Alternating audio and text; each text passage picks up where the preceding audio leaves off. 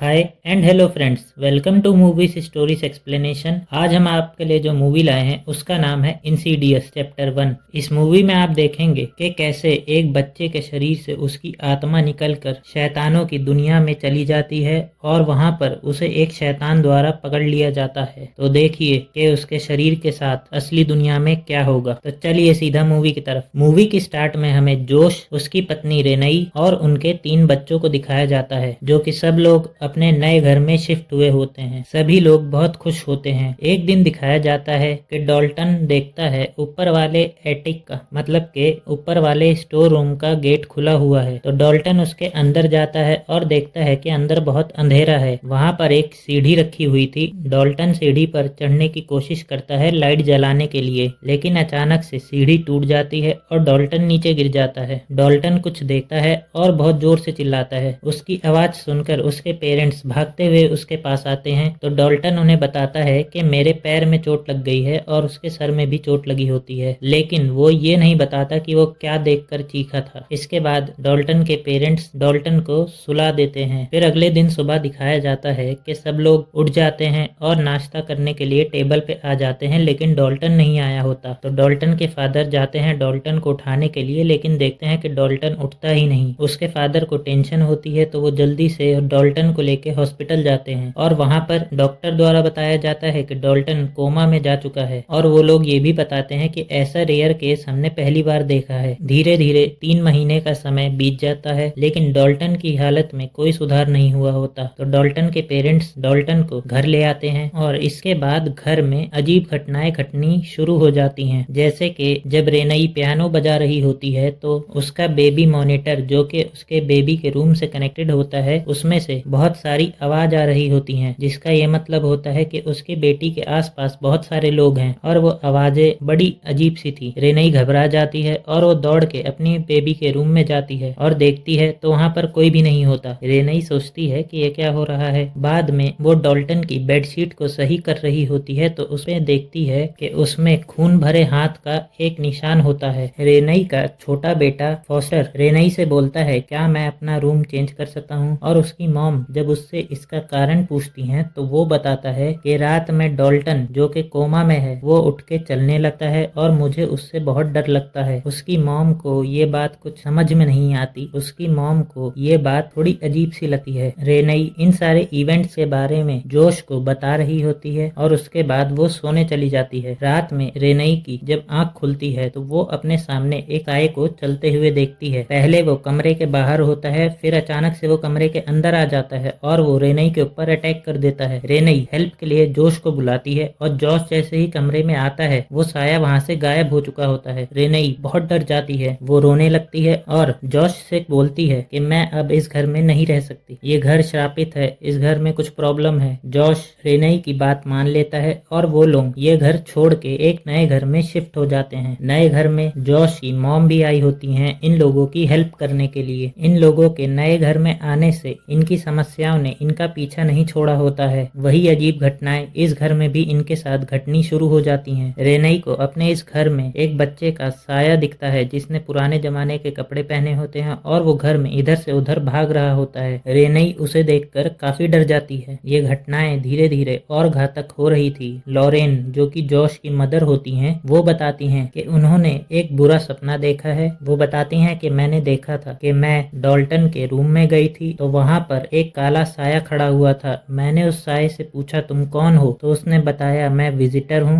और जब मैंने उससे पूछा कि तुम्हें क्या चाहिए तो उसने बताया डॉल्टन। इसके तुरंत बाद लॉरेन एक लाल मुंह वाले काले साये को जॉश के पीछे खड़ा हुआ देखती हैं और वो जोर से चिल्लाती हैं। और इसके तुरंत बाद डॉल्टन के रूम से भी काफी आवाज आती है। ये सब लोग घबरा जाते हैं और दौड़ते हुए डॉल्टन के रूम में जाते हैं और वहाँ पर देखते हैं कि डॉल्टन जमीन पे पड़ा हुआ है और उसके पूरे कमरे को किसी ने तहस नहस कर दिया है। फिर लोरेन बताती हैं कि अब हमारी मदद सिर्फ एक लेडी कर सकती है और वो अपनी पुरानी फ्रेंड एलिस रेनर को घर बुला लेती हैं। वो इन सारी पैरानॉर्मल एक्टिविटीज को कंट्रोल कर सकती थी, उनका यही काम होता है। एलिस के साथ उसके 2 वर्कर भी आए होते हैं और ये सब लोग मिलकर डॉल्टन के रूम में जाते हैं और वहाँ पर एलिस थोड़ी सी परेशान होती हैं जब वो सीलिंग की तरफ देखती हैं और वो अपने असिस्टेंट को एक डिस्क्रिप्शन बताती हैं कि लाल मुंह, बड़ी आंखें, काला साया आया और वो उसका डिजाइन बना रहा होता है। और जब डिजाइन बन के तैयार होता है तो उसमें उसी शैतान की ड्राइंग होती है, जैसा कि लोरेन ने बताया होता है कि ये वही शैतान होता है जो कि कह रहा होता है कि मुझे डॉल्टन चाहिए। एलिस डॉल्टन के पेरेंट्स को बताती है कि आपके बेटे के अंदर एक एबिलिटी है, एक खासियत है कि वो एस्ट्रल प्रोजेक्ट करता है। एस्ट्रल प्रोजेक्ट का मतलब होता है कि जब आदमी नींद में होता है तब उसके शरीर से उसकी आत्मा निकल जाती है और वो कहीं भी जा सकती है। और डॉल्टन ये बहुत पहले से कर रहा होता है और उसे लगता है कि मैं सपना देख रहा हूँ और इस बार वो बहुत दूर जा चुका है। उस जगह को हम लोग कहते हैं द फर्दर। वो जगह इंसानों के लिए नहीं बनी होती, वो जगह जिंदा लोगों के लिए नहीं बनी होती, वहाँ पे सारी बुरी आत्माएं रहती होती हैं। और आपका बेटा वहीं जा चुका है और एक बुरी आत्मा ने उसे वहीं पर पकड़ लिया है। इसी वजह से वो अपने शरीर में वापस नहीं आ पा रहा और इसीलिए फिजिकल वर्ल्ड में उसकी बॉडी इनएक्टिव हो रखी है। उन शैतानों को डॉल्टन की बॉडी चाहिए ताकि वो इस फिजिकल वर्ल्ड में आ सके। कुछ लोग दोबारा जीने की इच्छा की वजह से आना चाहते हैं और कुछ लोग दूसरों को नुकसान पहुंचाने के लिए फिजिकल वर्ल्ड में आना चाहते हैं और इस चीज के लिए उन्हें एक शरीर की जरूरत है। और जितनी देर तक डॉल्टन अपनी फिजिकल बॉडी से दूर रहेगा उसका अपनी बॉडी से कनेक्शन टूटता जाएगा और उस शैतान के लिए डॉल्टन के शरीर पर कब्जा करना काफी आसान होता जाएगा धीरे धीरे समय के साथ। फिर एलिस एक सेशन करती है और वो डॉल्टन की आत्मा से बात करती है। तभी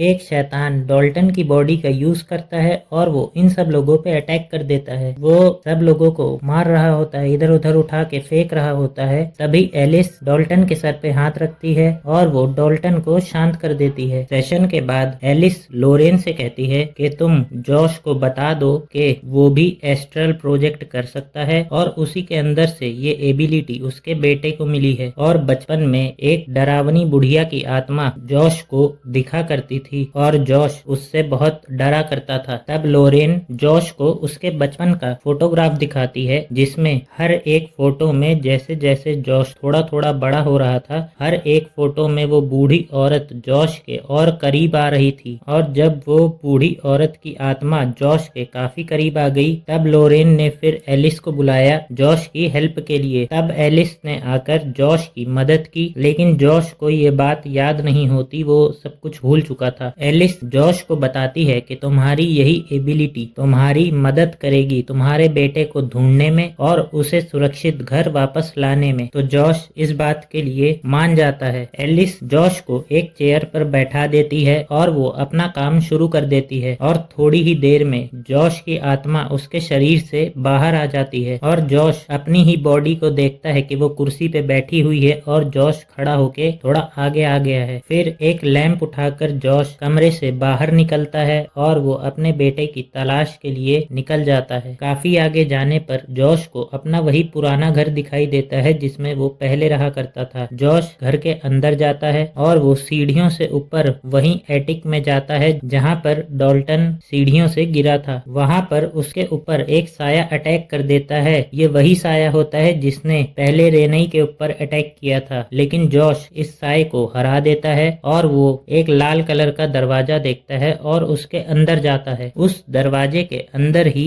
द फर्दर नाम की जगह होती है जहाँ पर वो लाल मुंह वाला शैतान रहा करता था। थोड़ा आगे जाने पर जॉश को रोता हुआ डॉल्टन जमीन पर बैठा हुआ दिखता है और जब वो उसके पास जाता है तो वो देखता है कि उसके पैरों को चेन से बांधा गया होता है। जॉश अपने बेटे को चेन से आजाद करा रहा होता है। तभी उस शैतान को जॉश के यहाँ होने का एहसास हो जाता है और वो शैतान इन पर अटैक कर देता है, लेकिन जॉश और डॉल्टन किसी तरह यहाँ से भाग निकलते हैं और जॉश डॉल्टन को लेकर उसी अंधेरे को पार करते हुए अपने उस नए घर में पहुंच जाता है। और वहां पहुंचकर वो डॉल्टन को बोलता है कि डॉल्टन जाओ और तुम अपने शरीर को ढूंढो। डॉल्टन के जाने के बाद जॉश को वही बूढ़ी औरत की आत्मा दिखाई देती है जो बचपन में उसको डराया करती थी। जॉश पूरी हिम्मत इकट्ठा करता है और उस आत्मा से बोलता है कि मैं तुमसे नहीं डरता हूँ। जॉश उसकी आंखों में आंखें डाल के देख रहा होता है। जॉश चिल्लाकर बोलता है कि मैं तुमसे नहीं डरता हूँ, दूर हटो मुझसे। और वो आत्मा पीछे अंधेरे में गायब हो जाती है। थोड़ी देर बाद जॉश और डॉल्टन दोनों उठ जाते हैं। दोनों अपने फिजिकल शरीर में वापस आ चुके होते हैं। इन सब के बाद जॉश एलिस का सामान पैक कर रहा होता है और वो एलिस को को अपने बचपन के फोटोग्राफ्स पकड़ाता है। जैसे ही एलिस जॉश के हाथ से पिक्चर्स लेती है तब उसे कुछ अजीब एहसास होता है और वो देखती है कि जॉश के हाथ काफी गंदे थे